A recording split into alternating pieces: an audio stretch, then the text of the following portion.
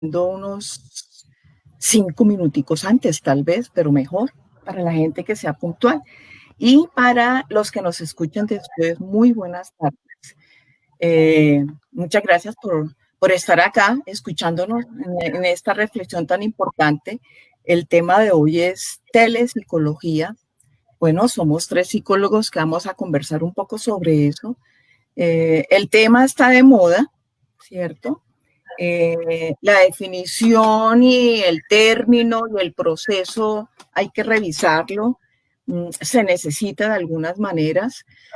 Y bueno, acá estamos. Volvámonos a presentar, Carlos y Freddy. Tenemos otra invitada, vamos a ver si logra llegar. Y bueno, conversemos un poco, iniciemos entonces con Freddy esta vez. Freddy, no importa, volvámonos a presentar. Bueno, muy buenas tardes a todos. Me alegra nuevamente esta invitación. Mi nombre es Freddy Mauricio Escala. Yo soy psicólogo, especialista en psicología clínica. También soy especialista en administración de salud y trabajo actualmente en la clínica de Nuestra Señora de la Paz. Muchas gracias, Freddy, por aceptar. Estábamos acá antes de entrar recordando viejos tiempos muy bellos. Carlos, muy buenas tardes y gracias, Carlos, por participar de nuevo en este nuevo tema de telepsicología. Profesora Freddy, muy buenas tardes. De nuevo, pues muy complacido, muy contento de estar aquí compartiendo este espacio de difusión de conocimiento. Psicólogo relacional y especialista en consultoría en familia y redes sociales de la Universidad de La Salle. Orgulloso estudiante de la profesora Mafiola.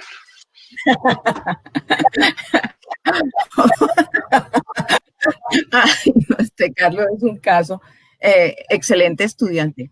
Con Frey también tuvimos esa relación, pero ya somos colegas. Por eso es que yo les digo colegas desde el inicio, fíjense. Es realmente muy cierto. Ahora bien, bueno, entremos en materia. Ese asunto de la telepsicología, estuve revisando un poco, no sé, compañeros, Carlos o Freddy, estuve revisando un momento esa publicación que hizo el Colegio Colombiano, creo que también como en articulación con ASCOFAPSI, una publicación que se llama Telepsicología. Ahora, en esta publicación hay como varios capítulos. Yo me quedé profundizando un poco en el capítulo que escribió la profesora Katia Cabas Hoyos. Ella es profesora de la Universidad del Magdalena. Me parece muy interesante la forma como ella de manera rápida sintetiza un poco la historia, lo que se define y, bueno, cómo vamos ahí en el asunto. Como para dar algunos datos, nótese, por ejemplo, otros términos que son como sinónimos de telepsicología. Por ejemplo, e-terapia, e-terapia, y terapia, diría Carlos, consulta online, terapia virtual, ciberterapia. Digamos que son como esos términos que propone acá la profesora como términos que se parecen mucho, que pueden ser sinónimos de telepsicología.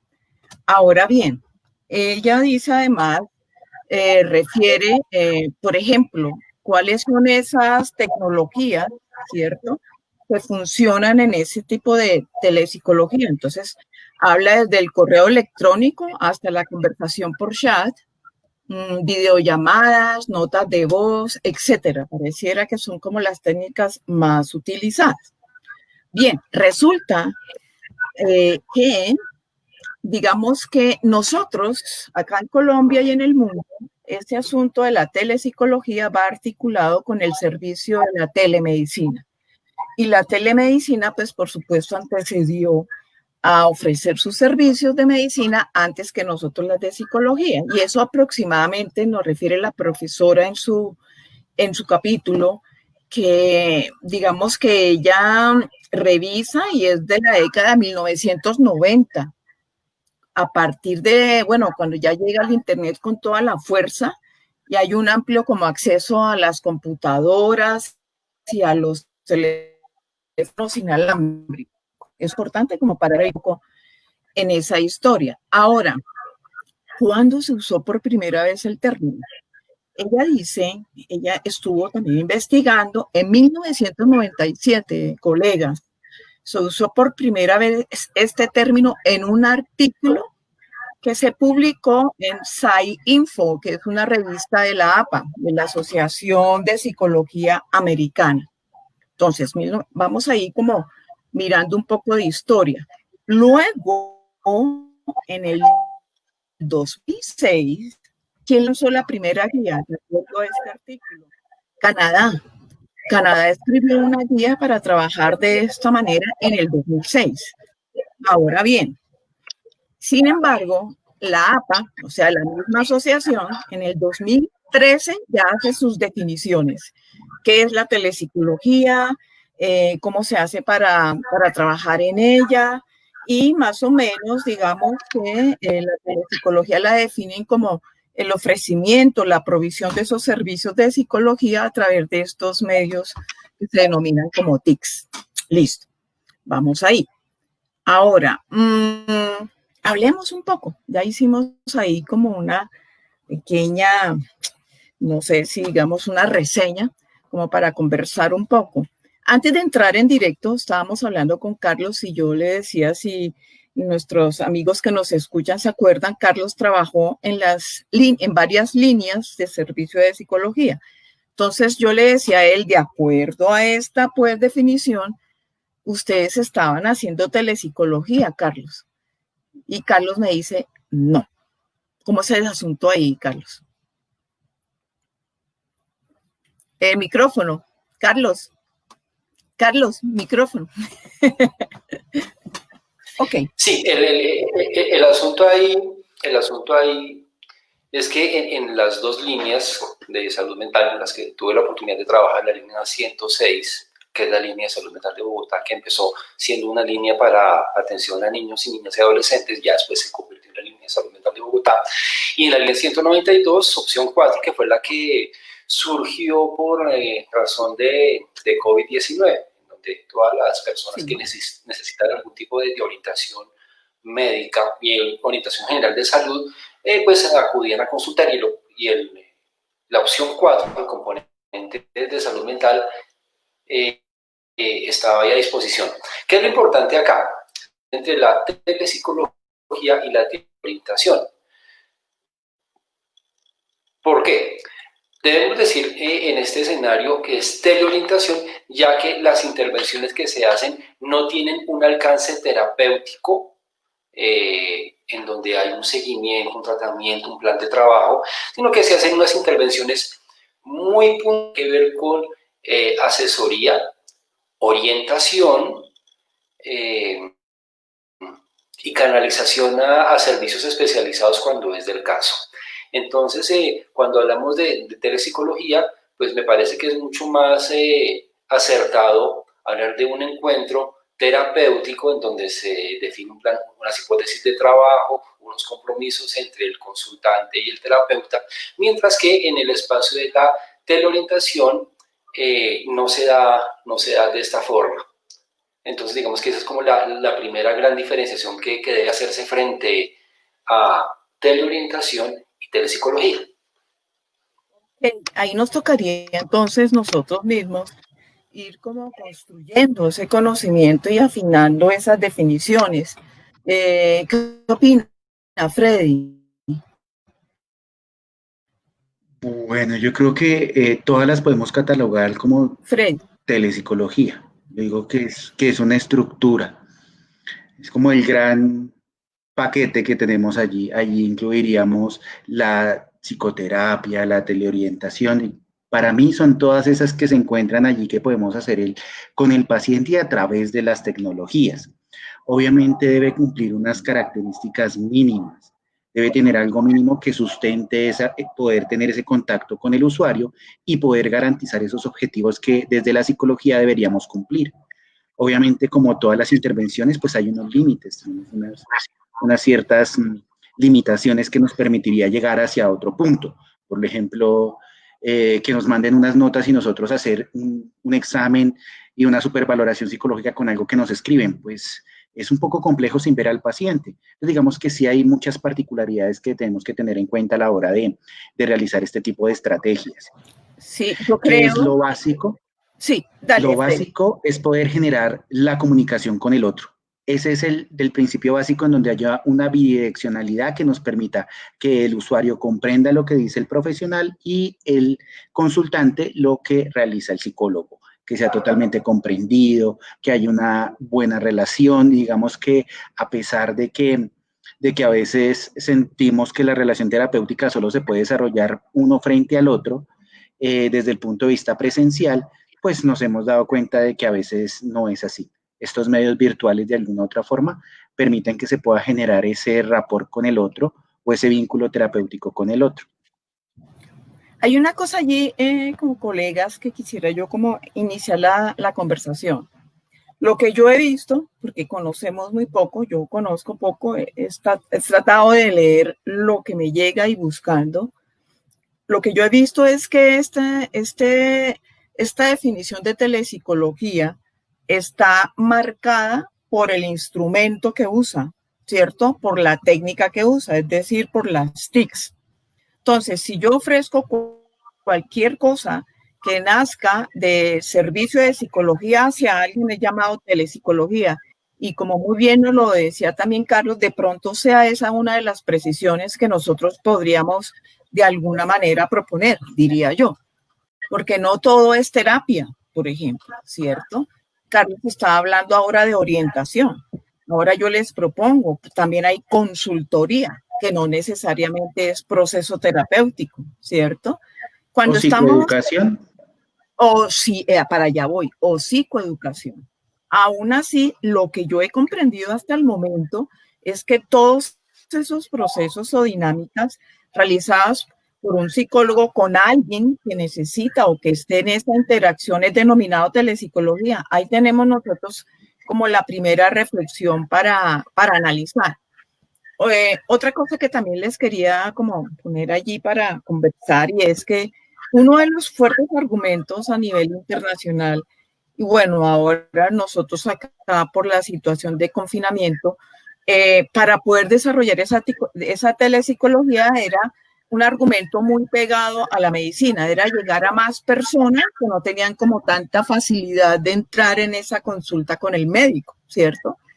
Ahora bien, no todos nosotros pensamos, bueno, hagámosle, pero no todas las personas que necesitan ese servicio, pues tienen los medios. Entonces entramos en las mismas. No todas tienen el Internet que se necesita, no todas tienen, digamos, de pronto la tecnología que necesitamos. ¿Ustedes qué opinan al respecto, Freddy? Bueno, sí, la estrategia de la telemedicina o la teleatención se desarrolla con el tema de poder llegar a esos lugares donde la oferta de especialistas o de profesionales no se encuentra. Ya sea porque pues, los especialistas o los profesionales se centran en las cabeceras de las ciudades y pues ellos no se trasladan a estos pueblos, municipios, caseríos, donde necesitan cualquier tipo de atención, no solo de medicina o medicina orgánica, sino también psicológica o psiquiátrica en su caso. Entonces sí se genera esta necesidad. Obviamente esto va, digamos, implementado con una necesidad de política pública en relación a las TICs, por eso también se hace un fortalecimiento de este ministerio y se da la opción de que en este momento esa estaba mediada por medio de las IPS, o sea, o las entidades promotoras, las instituciones prestadoras de servicios de salud. Entonces era como conectar a una institución, por ejemplo, aquí en Bogotá, conectarla en La Guajira y poder llevar la consulta del internista, del cardiólogo, del psiquiatra, del psicólogo especialista, del neuropsicólogo, para que allá pudieran tener las herramientas que necesita el usuario para poder garantizar y mejorar su situación en salud. En ese momento estaba mediado por ello, entonces el encargado de ello, de mejorar las condiciones de tecnología, era la IPS. En este caso, pues el usuario se acercaba a su IPS más cercana, la S del pueblo, el centro de salud, y el centro de salud lo conectaba con el punto. Entonces, digamos que ahí se rompía como esa barrera de que el señor en su caserío pues tuviera internet, pues era imposible. Digamos que era la forma de acercarlos a la atención en salud. Pero pues digamos ya con el tema del confinamiento, ahí la cosa cambió.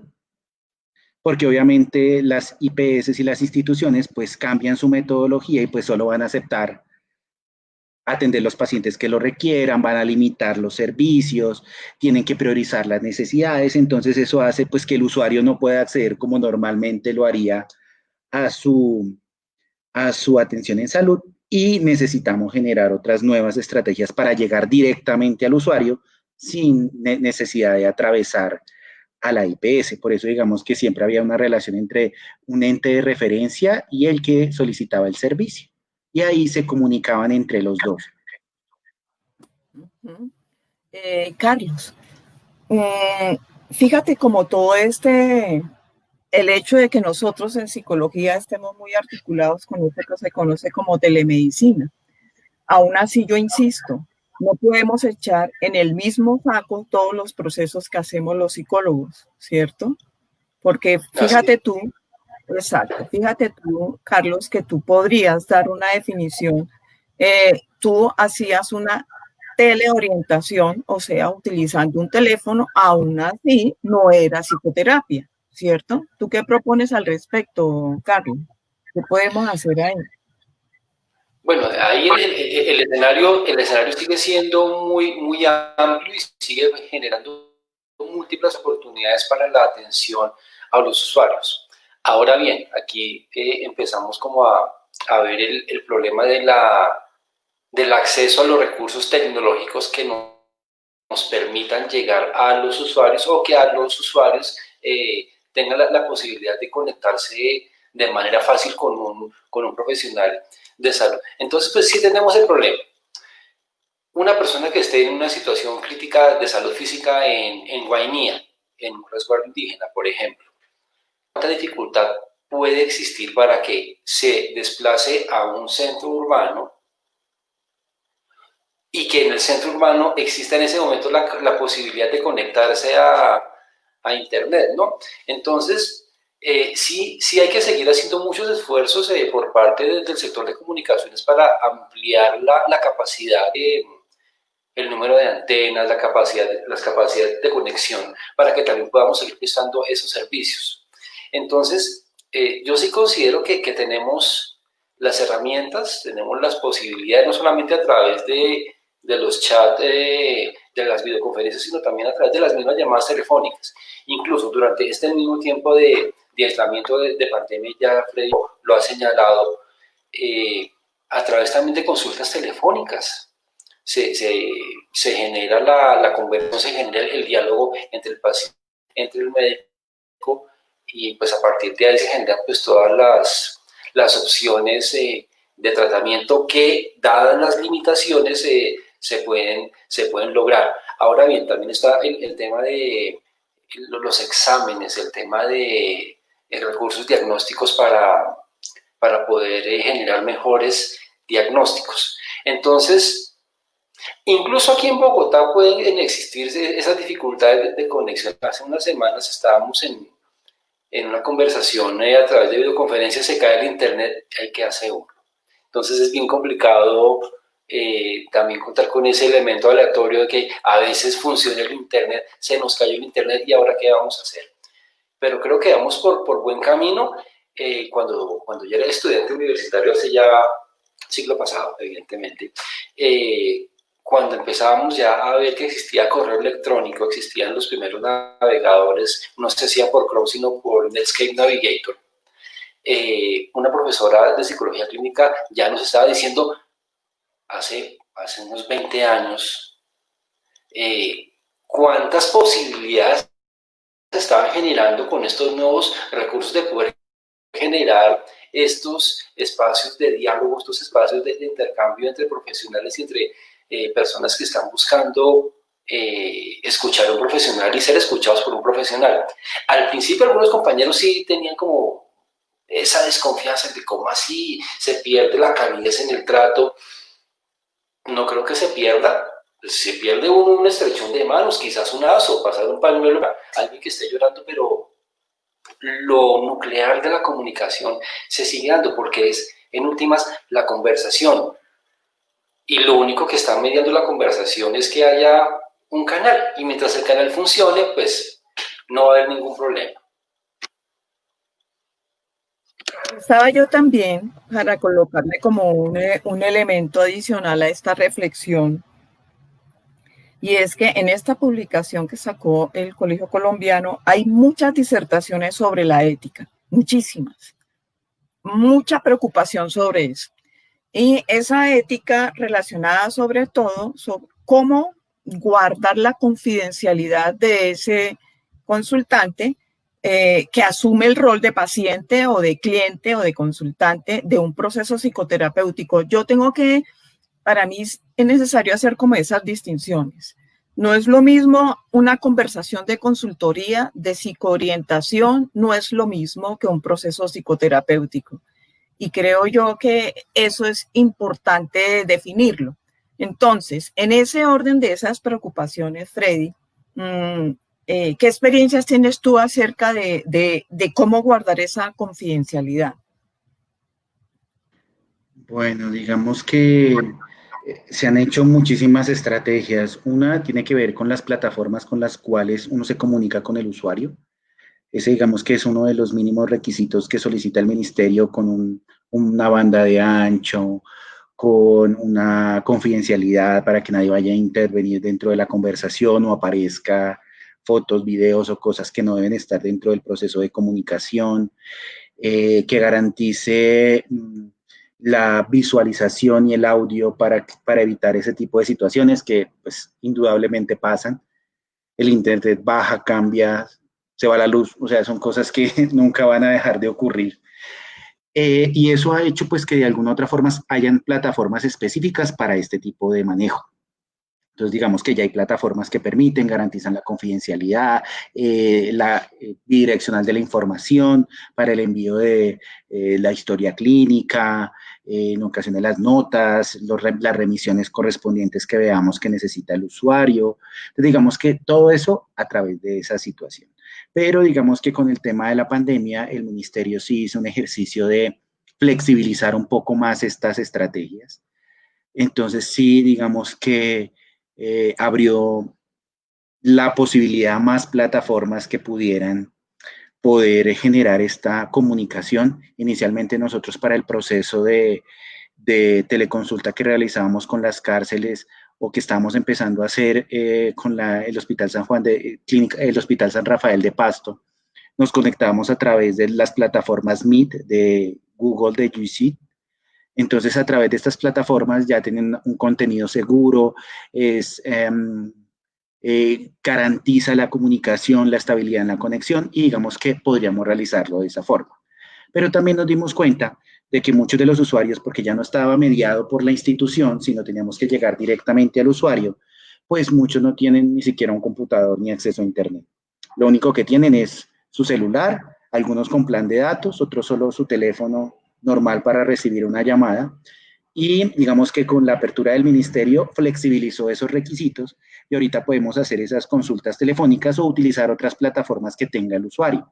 Porque digamos que si necesita la atención, no puede ser una barrera de acceso la misma tecnología que está permitiendo la conexión con el otro.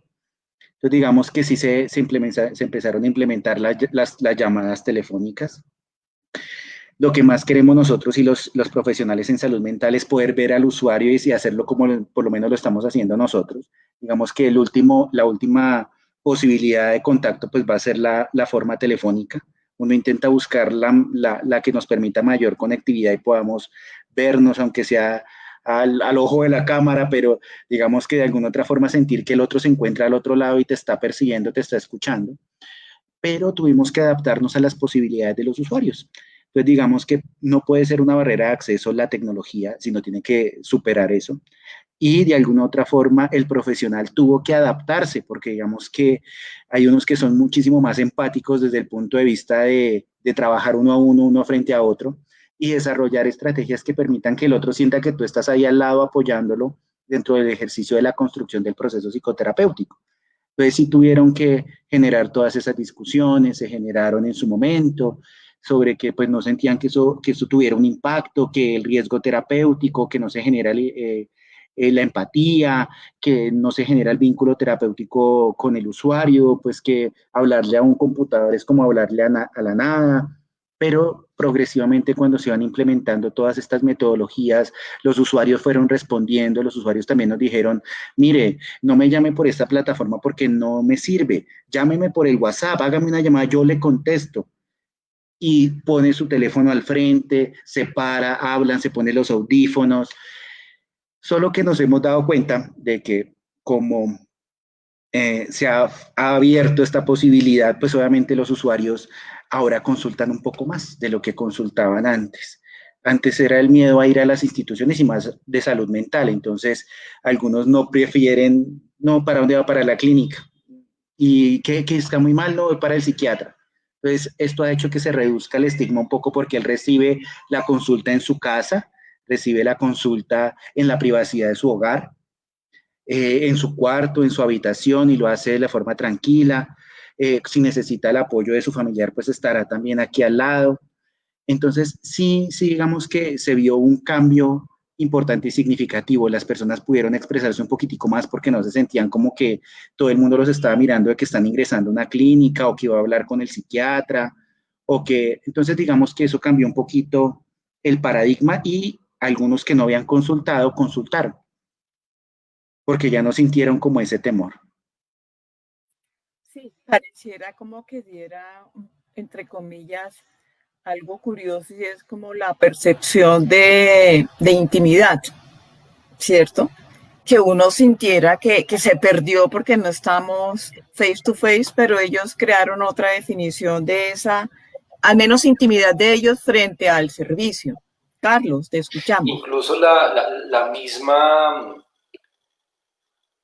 posibilidad de no ver la cara del otro al consultante también le puede generar mucha tranquilidad. ¿Por qué? Porque no se siente tan expuesto. En el caso de la comunicación telefónica, y esto es muy frecuente cuando suicidas, las personas cuando no tienen esa carga de tener que mirar a los ojos a su interlocutor, hablan con más tranquilidad, sobre todo en esos momentos de crisis. Entonces ahí ese espacio del teléfono resulta muy beneficioso porque permite en esas situaciones de crisis que la persona pueda hablar con más tranquilidad.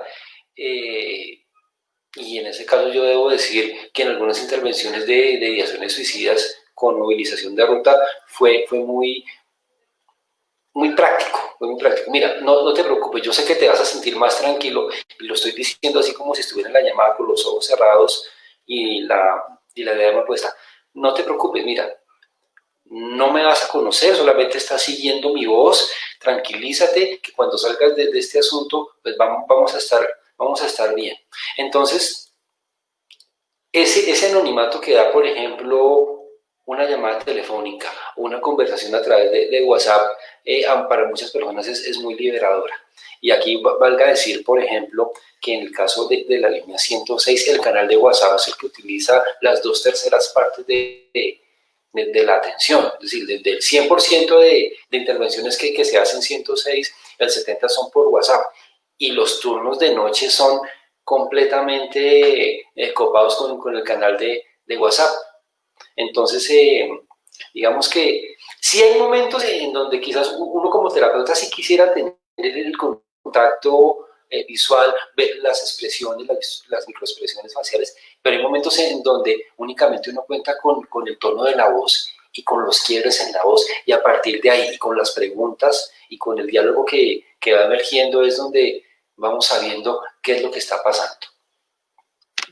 Me haces acordar, Carlos, una experiencia no de telepsicología. Alguna vez, hace algunos años, en la universidad donde trabajaba, me pidió el favor que asistiera a un programa radial de noche.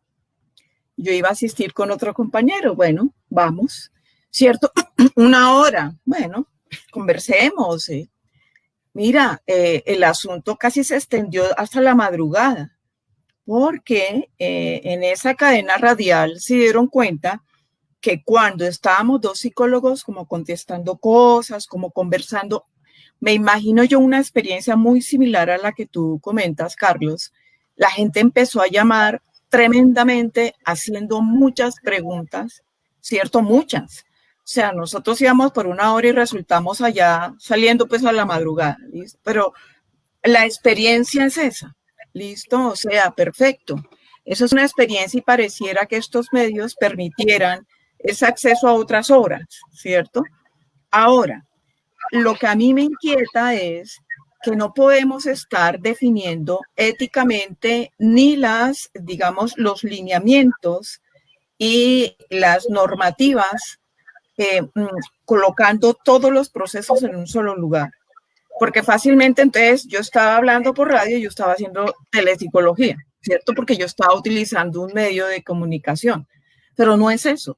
O sea, yo creo que también a veces acá nos asustamos más por las demandas éticas, nos asustamos más, donde entonces uno se frena y dice, bueno, esto es telepsicología o no es, si se están guardando la información del consultante. Ahora bien, si estoy haciendo psicoterapia o estoy haciendo orientación, no, estoy haciendo proceso psicoeducativo o estoy haciendo consultoría. O sea, creo yo que no es solo, como lo leía en el libro, que nosotros tengamos acceso a diferentes competencias del manejo de las diferentes estrategias TICS, sino también tener claridad sobre el proceso que voy a desarrollar con esa persona utilizando ese medio.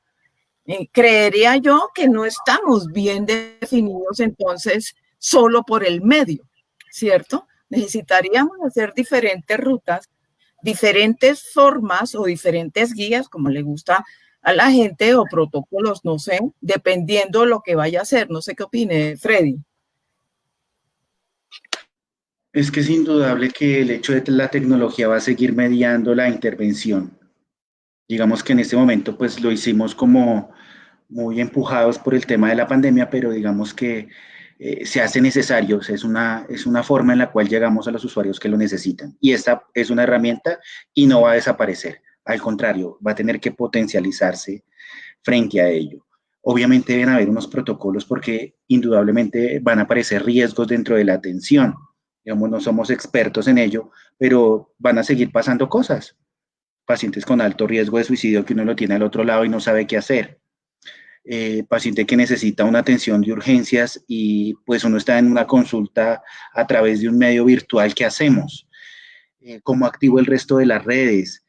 Tengo que estar pendiente de buscar una red de apoyo con el usuario. Entonces sí es indudable que nosotros de alguna u otra forma necesitamos tener unas guías básicas que nos permita controlar esos riesgos que no tenemos.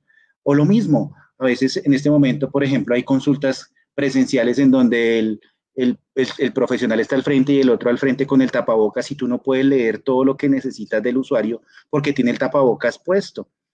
Y hacerlo a través de este medio, pues entonces él se lo va a poder quitar y tú vas a poder ver eso que no puedes ver si tiene toda su careta y cubierto. Entonces digamos que eso ha hecho que de alguna otra forma eso también facilite un poquito la intervención o poder leer otras cosas que no podríamos hacer en estos momentos. Las guías, rutas, protocolos, procesos o procedimientos van a tener que estar, porque tenemos que disminuir el riesgo, hay que gestionar ese riesgo.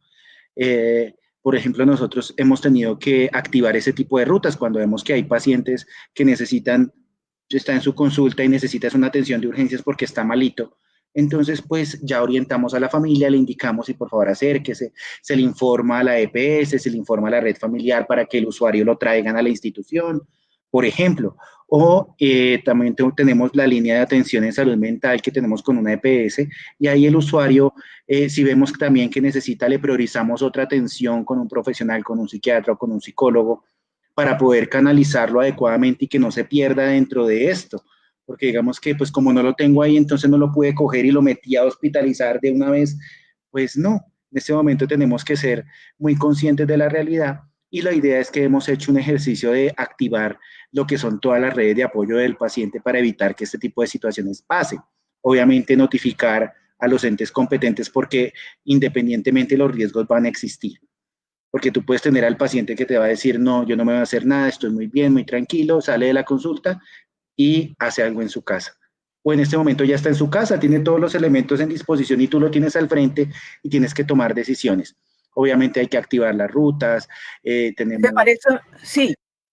y tenemos que, en este caso, tener las alianzas con las EPS para el envío de las ambulancias o de la priorización de los servicios, o en ocasiones decirle a la familia, llame al 123 y quédese ahí hasta que vengan por él. Bueno, son muchas cosas que hemos intentado y hemos aprendido en este tiempo porque, pues, así como la tecnología nos facilita la comunicación, nos genera otras situaciones paralelas que debemos controlar. Pareciera que, como tú bien lo dices, Carlos también, pareciera que necesitáramos como activar y organizar esas nuevas rutas, esas nuevas maneras, ¿cierto? Porque tenemos notificaciones, tenemos cómo hacer como ciertas notificaciones, solo que este asunto cambia en la medida en que se vuelve, no sé, de pronto hasta más ágil o necesitamos la respuesta del otro de alguna manera también acompañada. O sea, los procesos varían y necesitamos ajustarnos a ellos. Carlos, de eso que tú aprendiste en esa experiencia trabajando en estas diferentes líneas, en este momento, ¿qué propones? Antes de que diga, quería comentarles algo. Por ejemplo, utilizando el computador, yo tengo dos maneras de encuentro, sincrónicos acá y asincrónicos también. Pues asincrónico no sería terapia, asincrónico podría ser algo de orientación o algo psicoeducativo o de pronto hasta consultoría. ¿Qué opinas, Carlos? Sí, así es, así es. La sincronicidad en esos momentos resulta fundamental y entra más al espacio de la orientación y también incluso a un espacio terapéutico. Aquí también es importante anotar que muchas de esas situaciones que ustedes hace un momento estaban relatando y que tienen que ver con esos riesgos que existen en la ética, hay que decirlo, se cubren bajo el paraguas de la teleorientación, que también le permiten al profesional salvar en la medida de lo posible una responsabilidad que se le puede ir mucho más lejos y mucho más complicada. Entonces, digamos que en ese sentido yo me siento mucho más tranquilo y más partidario de hablar de teleorientación, dado que no tiene esas implicaciones legales, esas implicaciones éticas, deontológicas, que puede tener la palabra telepsicología. Las líneas de atención, 192, 106 y las demás líneas que existen a nivel nacional e incluso internacional, pues tienen también que enfrentarse a ese tipo de situaciones. Y por eso el paraguas de la teleorientación resulta mucho más fácil. Ahora bien, en el ejercicio de estar en la llamada, de estar en la comunicación o de estar en el chat, pues a medida que uno va notando el riesgo, inmediatamente tiene que apoyarse en sus colegas para hacer la activación de la ruta. Me sucedió en varias ocasiones en donde, por ejemplo, en línea 106, una conducta suicida, ya la consultante ahí, a pesar de el esfuerzo que hicimos durante mucho tiempo para que diera la información, ya solamente cuando ella dijo, me tomé las pastillas, me siento mal, quiero ayuda, bueno, listo, dame tu dirección, ya vamos a enviar la ayuda inmediatamente. Entonces, mientras uno está en la llamada sosteniendo al consultante, inmediatamente otro colega está llamando al 123, está solicitando el apoyo de la ambulancia para generar la ayuda. Y al final de la historia uno no sabe cómo termina, porque el volumen de llamadas es permanente, entonces uno no tiene tiempo de hacerle seguimiento a un caso. Entonces, miren que cuando uno se mete en esta historia de estar ayudando, si se me permite la expresión, más bien estar acompañando y estar generando unas soluciones a una persona que tiene una situación difícil, a las 2 de la mañana cuenta con pocas personas y tiene que estar uno haciendo el trabajo. Por un lado, atiendes el teléfono y por otro lado estás chateando, pidiendo el apoyo al 123 o decirle, permíteme un momento, pido ayuda y está uno aquí trabajando cada oído en una línea y atendiendo simultáneamente al operador del servicio de ambulancias o al policía del cuadrante y al otro lado al consultante. Es estresante, pero al final cuando uno ya tiene la posibilidad de hacer algún tipo de seguimiento, en cierto momento pero sí podemos hacer ese seguimiento, dice uno, vamos adelante. Y todos esos esfuerzos que hacemos desde saber con quién tenemos que comunicarnos, a quién tenemos que buscar, es donde dan su fruto. Y es satisfactorio saber cuando uno sabe que hace las cosas bien. Desafortunadamente no siempre los desenlaces son felices, porque la ayuda no alcanza a llegar al momento en el que uno la necesita.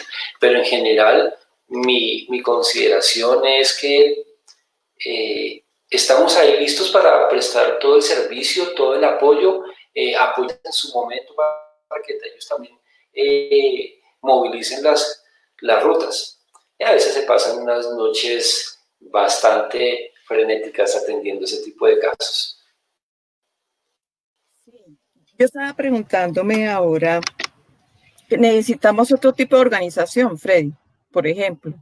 Si le estamos hablando a un psicólogo que está trabajando desde su propio lugar, su propio consultorio, que no esté conectado, digamos, que no pertenezca a ninguna EPS en particular, tiene muchos elementos, tiene mucho que pensar, como decía Carlos, para no meterse en el asunto de la telepsicología, porque nosotros acá vamos intentando reglamentar lo que no hemos podido, porque si uno mira a ciencia cierta, no hay una reglamentación que te dije, tú debes hacer la telepsicología de esta manera, no la hay. Entonces, cuando quedan esos como espacios tan grises, todo puede pasar, de manera tal que entonces hay que empezar como por hacer esas distinciones. Entonces, Freddy, con esto que estamos conversando, ¿tú qué propones? ¿Qué se podría hacer? Como tú muy bien lo dices, igual la tecnología sigue en desarrollo. Entonces, ¿qué hacemos ahí? Digamos que existe una reglamentación muy básica que es como la que alimenta todas las especialidades. Obviamente piden televisores de tantas pulgadas, con tantas resoluciones, pero digamos que en eso no aplica hacia nosotros. Nosotros no tenemos que ver imágenes diagnósticas, laboratorios. Digamos, lo único que tenemos que es poder entrar en contacto con el usuario. Entonces, digamos que eso debe verse y valorarse. El otro es que independientemente se deben haber unas rutas para activar. O sea, el psicólogo no puede hacerlo solito. Digamos que en este caso es por lo que nosotros en la institución tiene un soporte atrás que permite, pues, digamos, canalizar las rutas, las EPS, como lo decíamos, o tenemos las posibilidades de la ambulancia, pero digamos que el psicólogo solo, pues, enfrentarse a ello tiene que saber qué rutas, qué límites tiene también dentro de su intervención, porque digamos, no todo lo podemos hacer en un movimiento de teleconsulta o en una atención en teleconsulta. Debemos ver los límites. En ocasiones también miramos el tema de la intervención en pruebas, teleneuropsicología o la aplicación de las pruebas de inteligencia o personalidad a través de estos medios virtuales, cambia la validez de los mismos. Entonces, todo esto sí tiene que tener un desarrollo y una validación correspondiente, porque indudablemente necesitamos regular estas prácticas, poderle a veces dar un nombre y los alcances a cada una, que podemos hacer dentro de una atención desde el tipo de vista en línea, con el otro al frente, en la, digamos, sincrónica, como tú nos decías, esa posibilidad sincrónica, ¿qué límite tiene?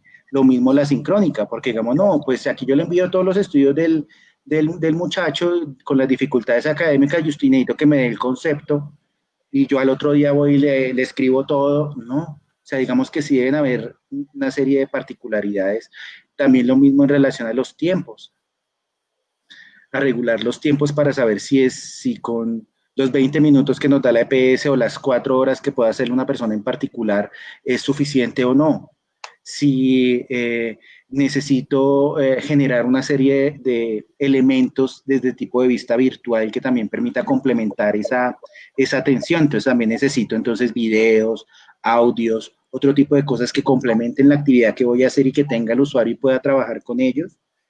Entonces digamos que sí requiere por lo menos unos mínimos que todos debemos tener, unas guías básicas que permitan esa atención, digamos, en situaciones de crisis o de urgencia, donde el psicólogo no puede hacer mayor cosa desde el punto de vista donde te baja la pantalla del computador y tú quedaste ahí. Entonces, por lo menos algo que te diga, mire, los mínimos elementos que tú necesitas es el nombre, la EPS, el acudiente, el teléfono de contacto, y tú con eso puedes empezar. Y así con eso empiezas a reducir el riesgo.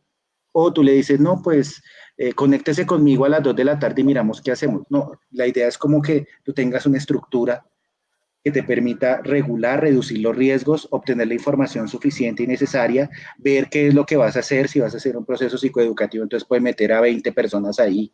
¿Sería que 20 personas es lo adecuado, o 100 personas puede ser lo mejor? Y empezar a ver esos límites desde cuándo ya empieza a rayar con la pérdida de la eficacia o la eficiencia o la utilidad de la estrategia. Y obviamente esto no lo desarrollamos nosotros, hay que hacer estudios complementarios, la universidad tiene que ayudarnos, la universidad tiene que ir abriendo estos espacios. Hace mucho tiempo empezamos a ver que trataban las fobias o a veces el trastorno de estrés postraumático a través de realidad virtual, por ejemplo. Y sé que ha tenido mucha eficiencia, en donde reviven alguna serie de cosas para trabajar sobre el trauma, y entonces es algo importante y significativo. Entonces no va a ser la única forma en la cual la tecnología ahí solo va a ser una conversación, va a ser suficiente. Van a haber apps de seguimiento para ver y seguir al paciente en su estado anímico durante el día, para ver si ha cambiado. La programación, hasta lo mismo, la programación de la cita va a requerir una estructura que permita una adecuada utilización del tiempo para que el consultante y el profesional logre desarrollar adecuadamente las estrategias, pero sí es necesario una comunicación. En ocasiones, pues, uno diría que el colegio es el que debe dar esos parámetros mínimos en lo que nosotros debemos desarrollar para poder realizar este ejercicio, porque todo lo hacemos a partir de lo que creemos que debe ser. Otros nos alineamos con las experiencias que tienen otros países, o hacen el ejercicio de ir a buscar cómo lo hacen los otros e intentar replicarlo acá. Otros lo hacen a ver qué pasa, a ver qué sale de lo que estamos haciendo, a ver, y se arriesga sin tener unos mínimos. Entonces sí es importante como que podamos tener unos lineamientos básicos, por lo menos para habilitar este mismo servicio. O sea, para que tú puedas hacer teleconsulta necesitas por lo menos un curso básico que te diga cómo hacer estos ejercicios, cómo hacer una entrevista inicial en una teleconsulta, por ejemplo. ¿Será que es lo mismo que tenerlo frente a? Imagínate, o sea, que hay todos unos cambios. Tú involucraste a la universidad y, por supuesto, también hay todos unos cambios posiblemente en esos currículums, ¿cierto? Preparándonos para la nueva psicología. Ahora bien, preparando también, porque el asunto no es únicamente prepararnos para manejar la tecnología, ¿cierto? No se trata de eso tampoco vamos a ser ingenieros de sistemas haciendo psicología, o sea, no se trata del asunto. Creería yo, entre otras cosas, no sé, Carlos, por la experiencia, Carlos, que yo te escuché y por lo que estoy escuchando de Freddy, pareciera que de pronto es una idea, ¿no? Me estoy inventando, estamos reflexionando, perfecto. Una cosa que se me ocurre es entonces no trabajar el psicólogo, si quiere hacer proceso terapéutico, telepsicología, no trabaje solo no va a poder, ¿cierto? Pero tiene que tener al menos una red o al menos estar allí acompañado por si sucede algo, porque no es lo mismo estar en su consultorio como lo veníamos haciendo hace algunos años para luego trabajar en esta inmediatez mediado por la tecnología. Carlos, te escuchamos. Ciertamente, se necesitan muchísimos más soportes, digamos, uno en un consultorio pues puede tener un auxiliar, una secretaria que en algún momento puede, permítame la expresión, presionar el botón de pánico para generar algún tipo de alarma si el paciente entra en una crisis. Pero ya cuando hay una mediación tecnológica en donde no tenemos el contacto directo con el consultante y tenemos que generar otra serie de acciones, sí es importante tener esos sistemas de apoyo. Y aquí pues es importante a notar que ya hay unas instituciones de educación superior que sí están generando unos espacios de educación continua para quienes están empezando a migrar de la presencialidad a los entornos virtuales. Recientemente, por ejemplo, el Colegio Colombiano organizó un espacio a través de Zoom en donde comentaron todas las situaciones de normatividad para poder ejercer la tecnología. Eso por un lado. Más recientemente, por ejemplo, la Fundación Konrad Lorenz, la Universidad Cooperativa también ya están generando unos espacios que sí para que quienes no tenemos la experiencia de trabajar en el escenario de la pantalla y de la webcam, sepamos cuáles son los alcances y las limitaciones. Insisto, sí, y volviendo al de su pregunta, profe, sí es importante tener a alguien al lado que pueda desarrollar algunas acciones que el psicólogo que está en la interacción en ese momento no puede hacer. A través de teléfono sí es, a través de chat también es fácil, pero cuando uno está en una frente al otro es difícil. Como que no me mires llamar al 123, no me mires llamar al cuadrante de la policía porque queda mal. Entonces, sí, es necesario contar con un apoyo presencial, la persona que esté ahí en el backstage, detrás de la cámara, para prestar todo el apoyo que se necesite, que puede ser llamar al 123, llamar a la policía, llamar a una ambulancia o llamar a un familiar para informar o para pedir más información acerca de qué está sucediendo y evitar alguna Tal vez esas articulaciones, estoy pensando como en propuestas, porque yo realmente, mi primera crítica es que no puedo meter en un saco llamado telepsicología todos los procesos que los psicólogos podemos hacer. Eso es un error. Punto uno.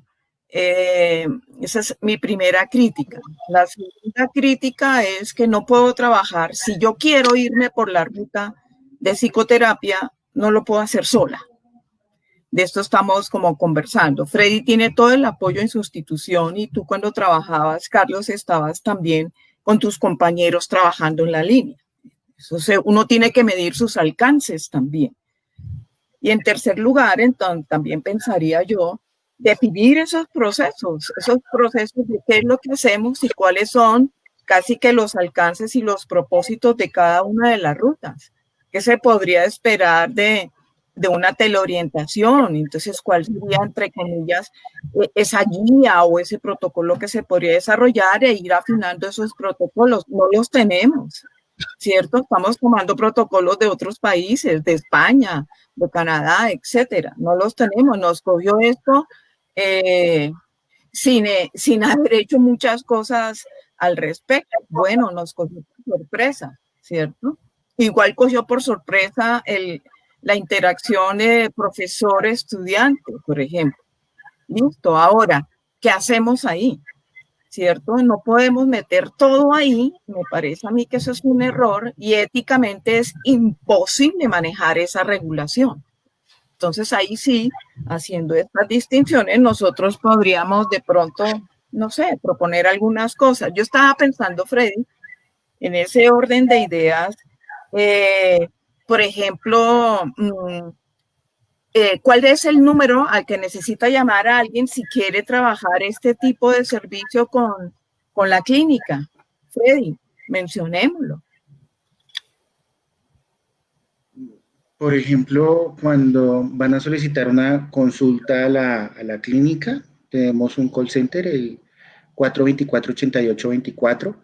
Ahí está la posibilidad de que tú tienes para comunicarte con el agente de call center. Él te pregunta, por ejemplo, cuál es la posibilidad de conexión que tienes, si la llamada telefónica, tienes la posibilidad de WhatsApp o tienes la posibilidad de un computador y bajar el Teams. Nosotros enviamos el link para que ellos se puedan conectar y poder garantizar la conexión entre el profesional y el paciente. Obviamente, si ya nosotros indicamos una serie de procedimientos sencillos que le permitieran a los profesionales también poder medir ese riesgo y poder realizar las notificaciones pertinentes pues, para evitar estas situaciones. Ellos hacen psicoterapia. Obviamente, ellos dentro de la información a la hora del proceso de agendamiento está toda la información del usuario y de un acudiente, y en caso de no requerirlo, pues está la EPS correspondiente, la cual contactaríamos en caso de que eso se requiera. Entonces, digamos que sí se hace como intentar reducir todos los riesgos alrededor de la atención. En ese triage que ustedes hacen, ¿aplican los tamizajes que propone el Ministerio de Salud? Inicialmente no, digamos porque esos tamizajes los hacen, digamos, directamente en el triage en una atención de urgencias. Lo que nosotros hacemos en ese proceso es como reducir el riesgo, o sea, nosotros no hacemos atención de urgencias a través de la teleconsulta, es imposible hacerlo. Okay. Ahí no, ahí digamos, ahí la institución lo que hizo fue decir, no, mire, estos pacientes deben seguir asistiendo a la institución, porque estos pacientes no son susceptibles de manejo dentro de esta metodología. Algo tan sencillo es sentarlo frente al computador y el paciente está totalmente psicótico, donde dicen que le están robando sus ideas y que el computador se las lleva, pues sentarlo frente a ello y que intente decir que el que está ahí no es del FBI, que lo está rastreando, pues es muy complicado. Entonces sí se ha logrado hacer. Entonces digamos que apenas ve esa escena, el profesional, ya sea el psicólogo o el psiquiatra, ve esa escena en donde no es posible, él automáticamente cierra la consulta y informa a la familia de la necesidad de traer el usuario a la institución para realizar. Cuando vemos que el usuario es un control o es una psicoterapia de control donde ya ha generado una empatía, una relación terapéutica con el profesional, se desarrolla normal. Ahí, digamos, no hay ningún tipo. Y informa si hay algún tipo de riesgo latente al terminar la consulta y si dicen, por favor, tráigame al usuario a la clínica por urgencias. Porque sí sabemos que los riesgos son muy altos por la posibilidad de hetero autoagresión o por el acting que puede llegar a ser el usuario de ver el balcón y tirarse. Entonces, digamos que con ellos sí se hace como una valoración y se evita ese tipo y se cierra la consulta y se prioriza la atención. Está atento el coordinador y recibe toda esa información y la transmite a las entidades que se requiere para poder atender al usuario. Y en esos casos casi siempre se le solicita que esté un acompañante. Correcto. Cuando se sabe que son pacientes complicados, digamos que la mayoría de los pacientes que hemos atendido ya son conocidos en la institución, entonces ya sabemos cuáles son esos específicos, o le decimos, mire, si es un niño tiene que estar alguno de los padres, si es un adulto mayor, por favor, esté el acompañante o el cuidador, y cuando vemos ese factor de riesgo, nos lo comunican. Entonces, por ejemplo, cuando está el usuario solo, adolescente, con algunas características particulares, entonces lo que se hace es, este paciente debe asistir a atención presencial a través del servicio de urgencias. Entonces, nosotros no hacemos un teletriage porque también existe. Nosotros no hacemos teletriage porque sí sabemos que en este momento no tenemos como para poder suplir esa necesidad de la atención inmediata que puede llegar a hacerse dar un paciente en su caso, no sé, por múltiples particularidades, o que en ese momento sea descompensado por su falta de medicación y necesita es una toma de medicación para regularse. Entonces ahí sí, digamos que la institución ha intentado reducir esos riesgos diciéndole que esos usuarios vengan a la institución. Tampoco se arriesguen a llevarlos o esperar a la consulta cuando los ven mal, porque también nos lo han dicho, no es que él está muy mal. Y a veces la oportunidad de la consulta no es la más cercana, no está el otro día o a las 2 horas que la solicita el usuario.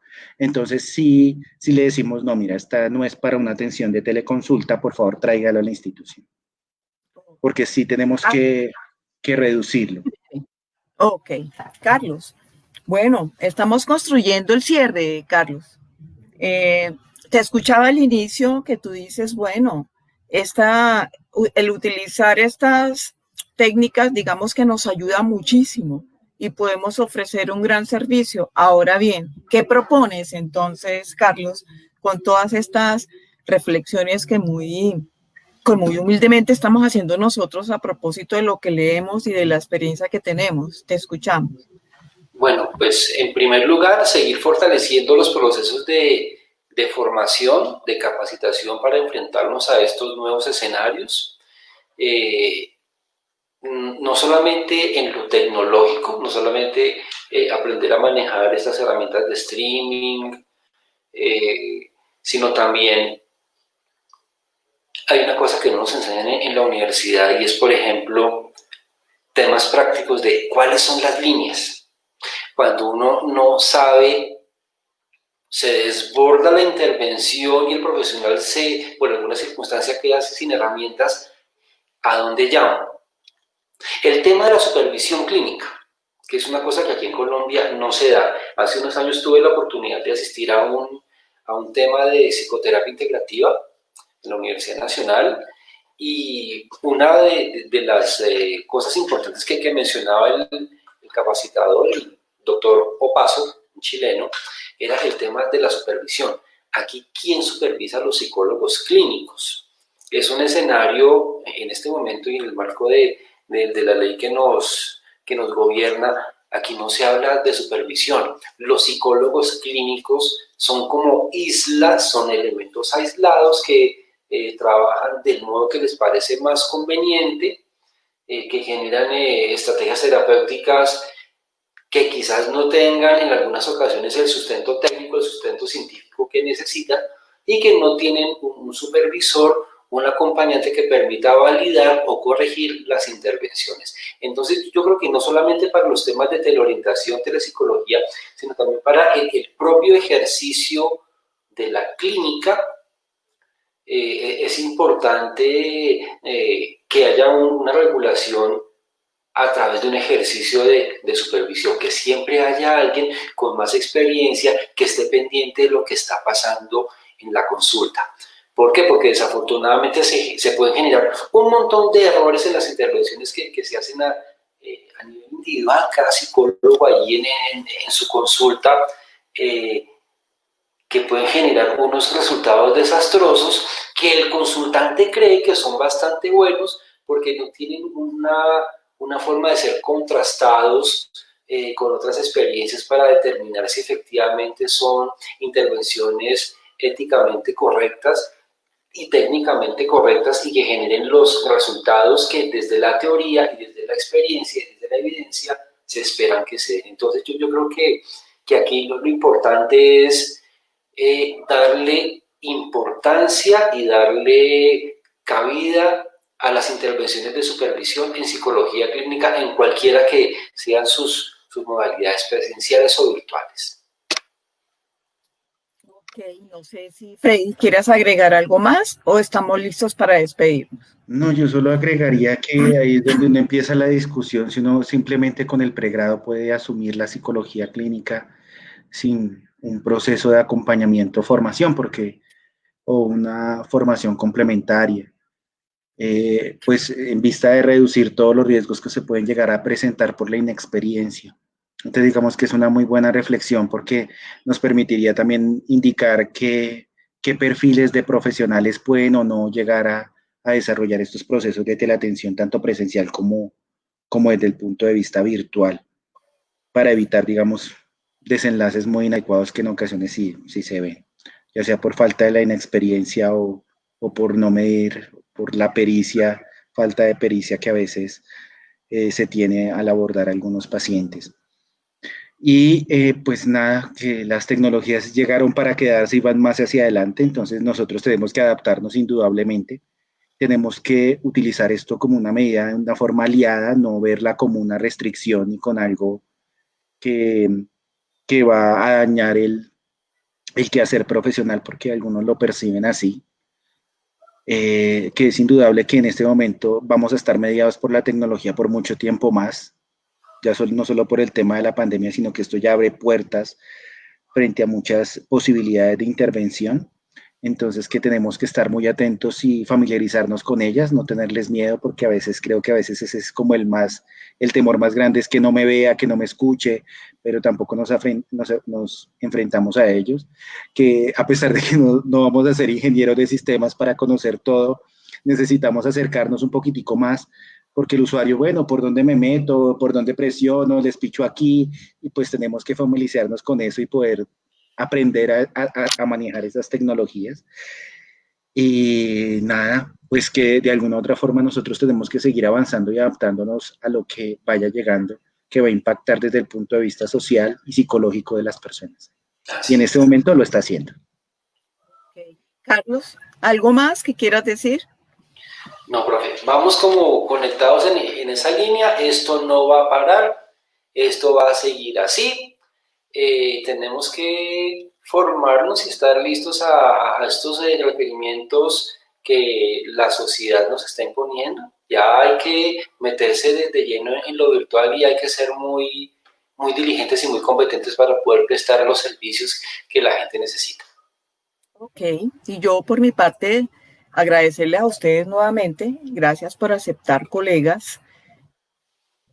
Solo me resta también agradecer al público que nos está escuchando de manera directa o indirecta, asincrónicamente, y luego pues también insistir en que cuando yo ofrezca un servicio sepa qué es lo que voy a hacer. No todo es psicoterapia, no todo es psicoeducación, no todo es orientación, no todo es intervención en crisis, o sea que también yo como psicóloga, como psicólogo también me diré cuáles son mis alcances y para qué estoy preparada. Bueno, muchas gracias y nos vemos en otra ocasión. Chao, chao. Muchas gracias. Hasta luego.